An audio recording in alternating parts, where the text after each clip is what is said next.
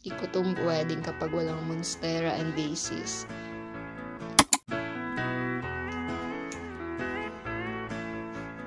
Ang ganda sa labas. Wednesday na.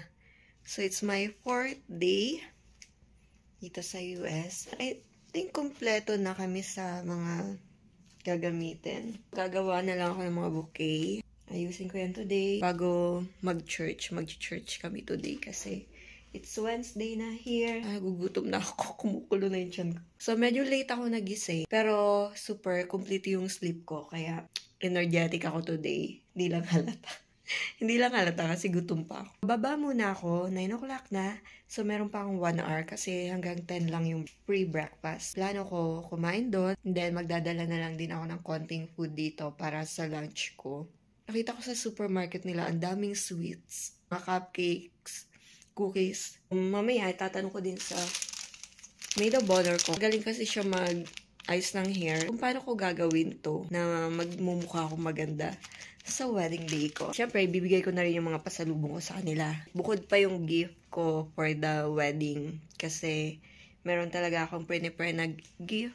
Kami pala ni Wade na gift para sa wedding day. Yung dalawa ko kasing friends, hindi ko pa actually sila nami-meet in person. Mga Pilipina kasi sila. Bibigyan ko silang pasalubong. Banana chips and fried mango na nabili ko sa Robinson Supermarket sa Pulo. Kain lang ako sa baba. Pero nagbihis pa no? Nagdala ako dito sa taas. Solve na yung pang dinner ko and lunch. Kasi ayoko naman kumain ng marami. So, yan lang. Solve na ako dyan. If ever naman, meron naman akong mga other food here. Galing kay Wade. So, pwede na yan. So, bumaba ako para i-meet yung isang Pilipina dito. Kasi nasa akin yung dress niya for wedding. Dumaan na rin ulit ako sa lobby para kumuha nito. Till 10 nga yung breakfast here. Aba, ayan, nadagdagan. Ito na lang yung dinner para medyo mabigat kasi pupunta kaming church. For my lunch, I can have this lang. So peaceful talaga dito, oh. Napaka-quiet. Wala na akong time. I-customize siya like para sana may name namin. Ganyan ko na lang siya. Yung nabili ko sa shopping sticker. Na hindi pa ako natatapos sa planchahin ko. Nisimulan ko na siyang i-cut. Mabuti may nahanap si Wade na ganito. Kasi ang hirap niya i-cut. Hindi matapos-tapos yung aking plancha ng aking dress. Hindi kasi kahapon, di ba umalis kami. So, ngayon ko lang siya ulit itutuloy. Tapos, ipla-planchahin ko na rin. Ito yung susot ko sa Thursday. Ito yung susot ko sa Friday. Sa rehearsal. Ito, planchahin ko lang siya. Just in case, kailangan ako ng ibang dress. Nagmukha na siyang planchado kasi plinansya ko yung inner. Yung inner talaga yung nagpapamukhang magusot dito eh. Ngayon okay na yung inner. Madali na lang siyang planchahin yung dito sa labas. Pero kailangan mag-ingat. Okay. Wala ko rin planchahin yung kay Wade. Hindi na daw niyo pa planchahin yung suit niyo eh. Parang feeling ko kailangan.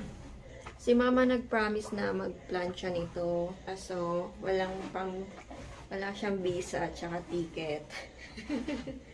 Sabi ko wag na kasi magugusot lang din. Siniksi ko lang din to sa luggage ko.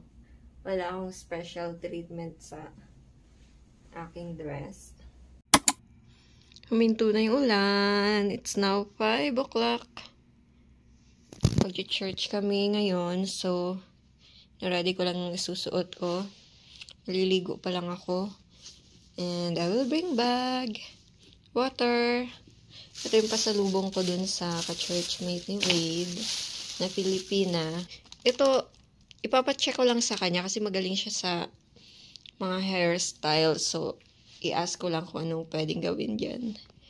And, ready ko. Wala kasi akong tape. So, at least may idea na akong gagawin ko dyan.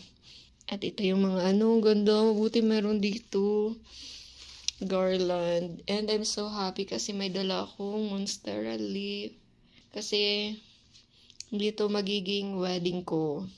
Hindi ko itong wedding kapag walang monstera and daisies. Okay.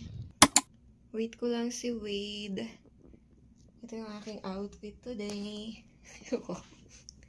Outfit check. It's actually 6 na. 6:15. Maglakad-lakad muna tayo habang inaantay si Wade.